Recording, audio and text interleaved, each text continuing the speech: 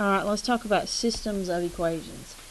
Choose a problem 1 through 5. 3, okay. Got some big numbers, doesn't it? All right, number 3, 28x minus 16y equals negative 4. 70x minus 40y equals negative 10.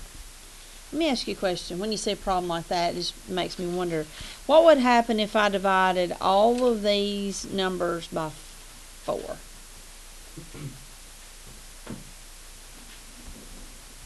What would I get?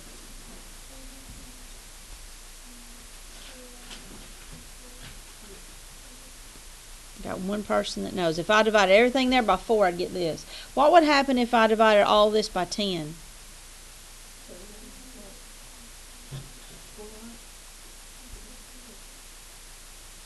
Make me wonder, okay? So sometimes when you have equations that aren't exactly reduced, you know, got big numbers like that, do you know what's going to happen? Since they reduce to the same equation, how many of you know?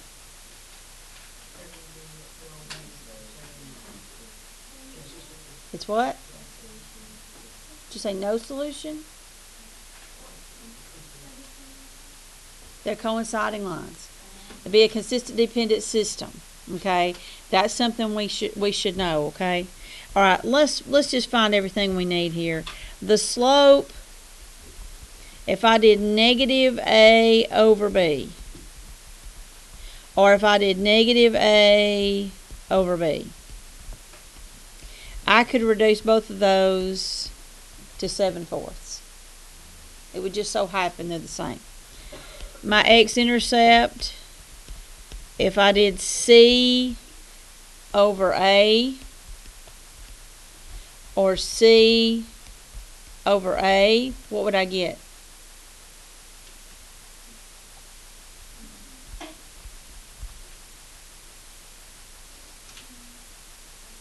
What would I get if I reduce those? 1/7. Negative 1/7. Very small. Very, very small. Alright, what about the y-intercept? What would I get if I did c over b? C over b. You said what? 1/4. Well, that's not going to be a whole lot of fun to graph, is it? But we'll do it. We will do it. Yes. What do you mean? This is my slope. How do you write slope? Rise over run, right? Alright, let me see if I can find us some graph paper here. You've already got a 10 by 10 ready to go.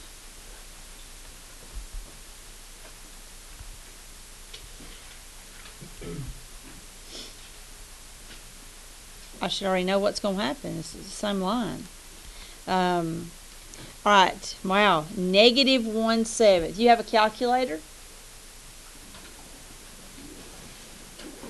Convert that to a decimal for me. 1 divided by 7. If I think about this divided into 7 equal parts,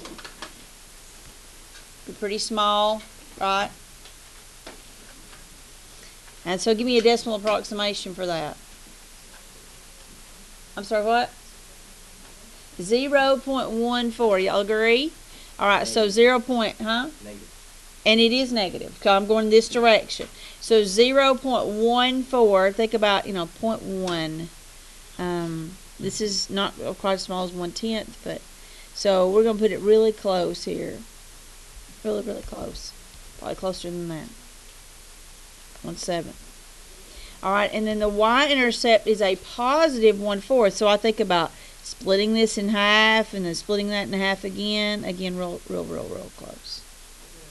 0.25 is the decimal approximation there. So down with the x, how come you didn't use the 4 over 20? I did. I just reduced them to 1/7. I'm more comfortable probably going with 1/4. I think you probably would be too. So we're going to use this slope. We're going to go up 7 and to the right 4. So going from point 25, 1, 2, 3, 4, 5, 6, 7. 1, 2, 3, 4. And I'm going to go about half of a half here. If I can get my pen to work. So small. Alright, now we're going to go the other way. We're going to go down 1, 2, 3, 4, 5, 6, 7. And 1, 2, 3, 4. Again, half of a half.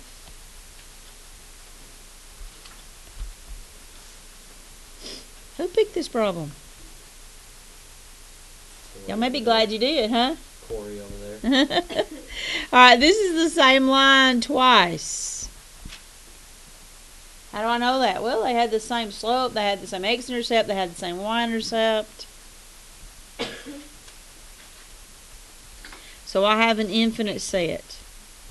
You can write either one of those equations, or you guys that really get what we're doing, you could write 7x minus 4y equal negative 1, couldn't you? Why could I write 7x minus 4y equal negative 1? It's reduced. It's the reduce. I could. But not to confuse anybody, we can write either one of the equations down, okay? Now, how would I name this system? Consistent,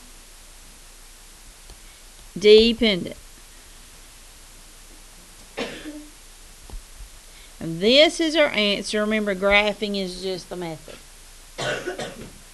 Now, 1 through 5, that's the only one with infinite solutions. There is one of parallel lines, and the other 3 are all intersecting lines. So that gives you an idea on 1 through 5 of what's happening. Now, notice that all your equations on 1 through 5 are in what form? Standard. And so on 1 through 5, how will I find the slope? Negative a over b. Good. How will I find the x-intercept? Very good. How will I find the y-intercept? Alright, if you don't know that, you should, because we've done it a whole lot. Alright, now, let's solve that same problem with the elimination method. You do? Come on now. I think we graphed it. Didn't we?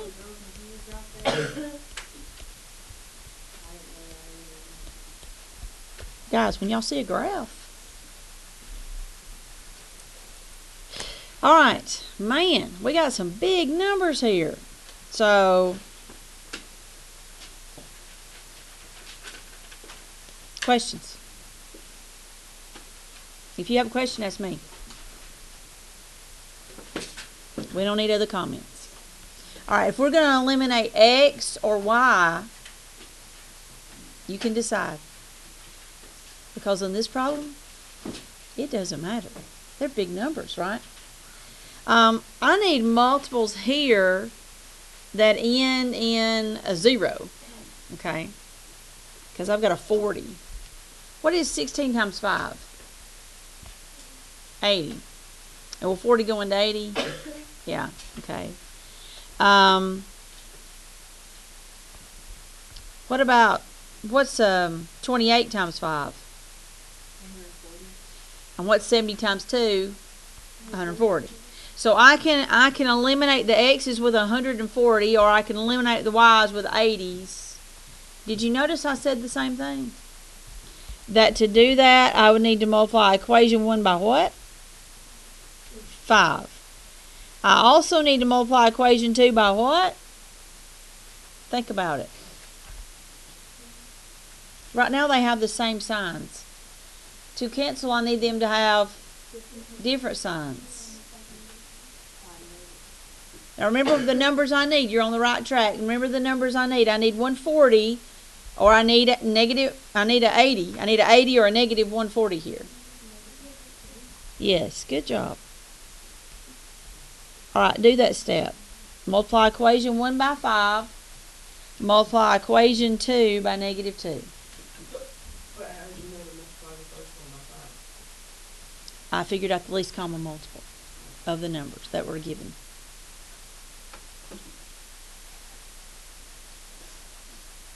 The smallest number both numbers will go into. All right, write down your equations.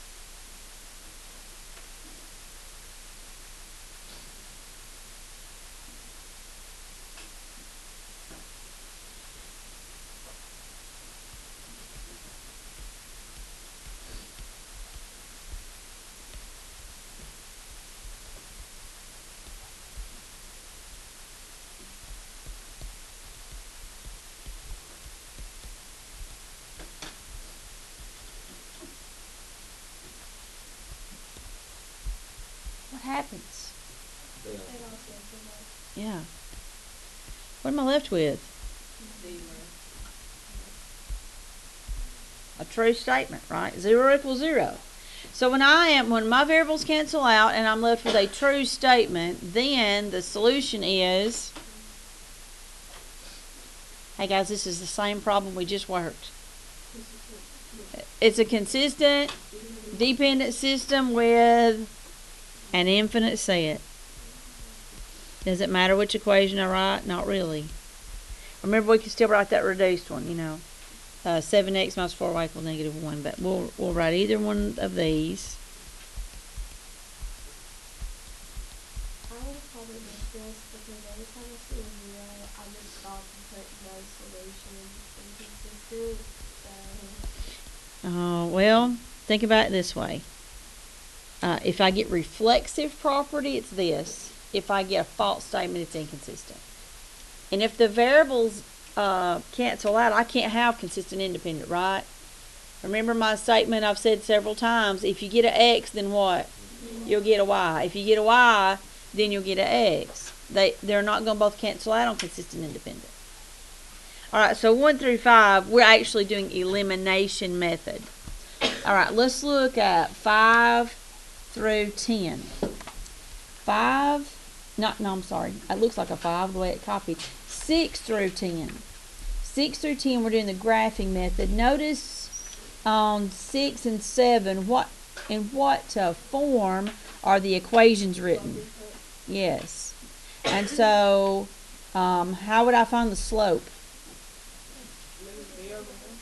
Just front X. The number in front of X, the M. How would I find the X-intercept? Corey, this is what you said a minute ago. How would I find the X-intercept? Negative B over M. How would I find the Y-intercept? Look at the number by itself, right? So 2 of the 3, how do I find them? I look. Okay. On number 8, what kind of line is that first equation? Horizontal. Very good. All right, 9 and 10, what form are those written in? Standard. So that's where I go back to that negative A over B, C over A, C over B. Okay? Y'all want to pick a graphing? We've already worked a graphing problem. We're supposed to work with elimination. We worked it with graphing. 6 through 10, do y'all see one of those you want to work with graphing?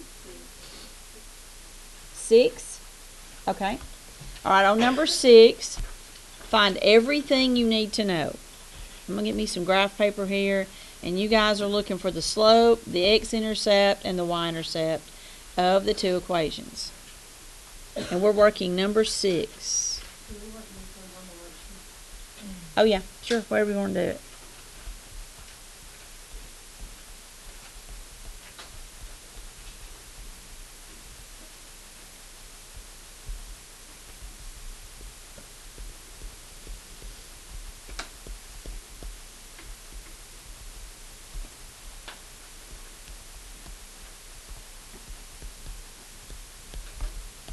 Find everything you need to know to graph with.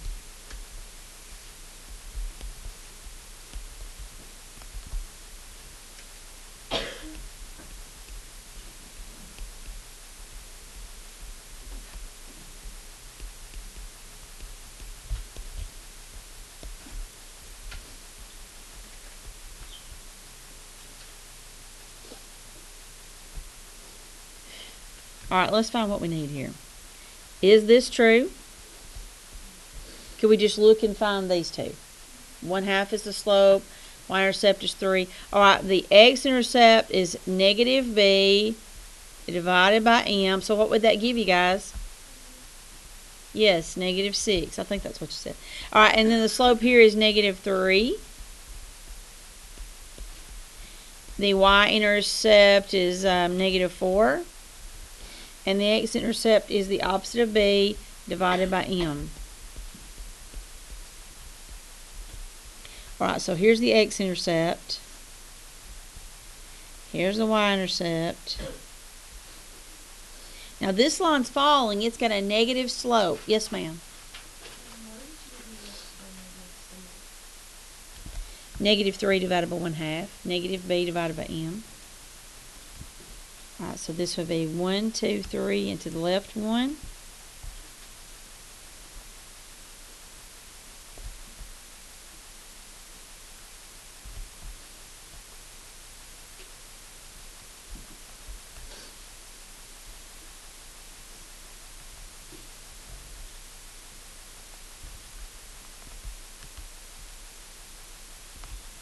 Alright, and the first line actually, the x-intercept is -6, the y-intercept is 3. And we've got a 1/2 slope. Uh-oh. Gonna go toward this other line and look what happens. There it is.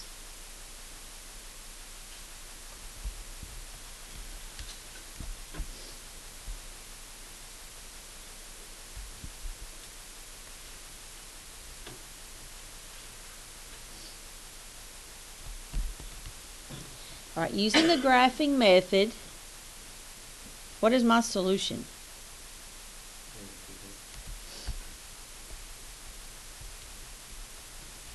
Here it is right here, right?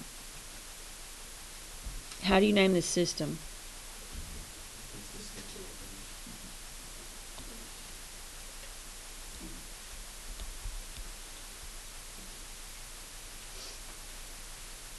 What was your first clue that these lines were going to intersect? Different slopes. There you go. Questions? My little formula for finding my x-intercept, one more time, is -b over m. The other two, you just see it. You look. There it is, okay? Wednesday. Thursday, because tomorrow I have Captain Young pictures. So you're the tomorrow? I don't know. I don't know what's going to happen. I haven't heard yet. No, we're doing that scoliosis thing. Are you gonna do that? That may be Thursday too. So if that interrupts class, it may interrupt our test. But I don't know about that. I don't know when they'll start with y'all. If that'll be first thing or be in the afternoon. But do remember, when you get to the point that you already know what's going to happen, you're good. Okay? So you ought to be able to tell by looking at the slopes. All right, so 15.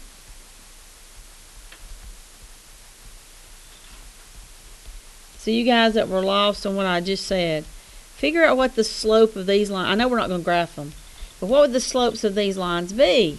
The same or different? -a over b. Different. All right, this one will be -8, and this will be -8/7. So different. So these lines are got to do what? Intersect. Intersect. Okay. So substitution method, I'm going to isolate this easy variable right here, this y. Okay? So take this equation over here to the side. Get y by itself.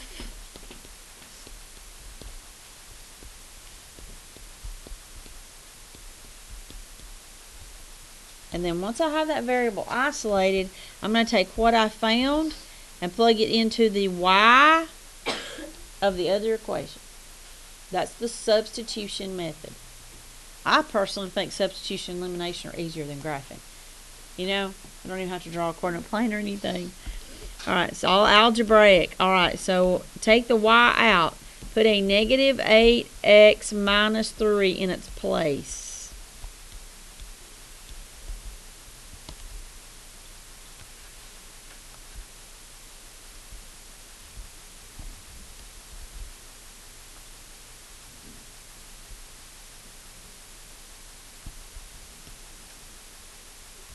I'll try to just move that arrow so nobody can get confused. May not can.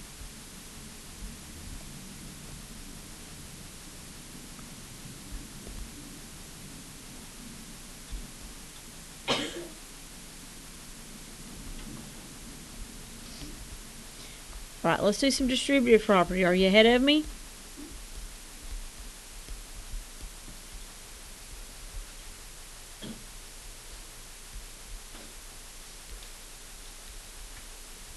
All right, these two are on the same side, so what do I do? Just put them together. All right, what is negative 56 plus 8? Negative 48x. All right, after what you said about 0 a few minutes ago, I'm glad we worked this problem. Was that Hannah? Didn't you say something about 0? Yeah. All right, so, 0 is a number too, so sometimes it can be the answer.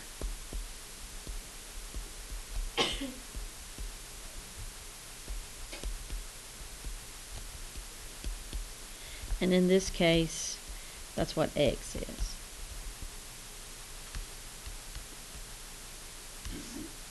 Did that on my homework, and if I got like the y was like 0 and the x was like 2, I was confused completely on consistent and independent. So like I have so many consistent independents and all that. So Yeah. I was just like, okay, I guess this is consistent dependent because See, if you got like what you're saying, either x or y, think about it, it's going to be intersecting either on the x-axis or y-axis, and that's okay. and then if they all canceled out, I just put no solution inconsistent. Well, if they now do you know though? If they both cancel out and you get a true statement, it's consistent dependent. All right, very good. All right, maybe we're making some progress here. I'm sorry. I feel like two is easier than elimination. It might be. It might be. Yeah. All right, so I'm going to plug in my x is 0. Because if I get an x, I have to what? So this would be 0 minus 3. And so my answer is x is 0, y is negative 3. This is a consistent independent. I said I was going to spell those out. Consistent independent system.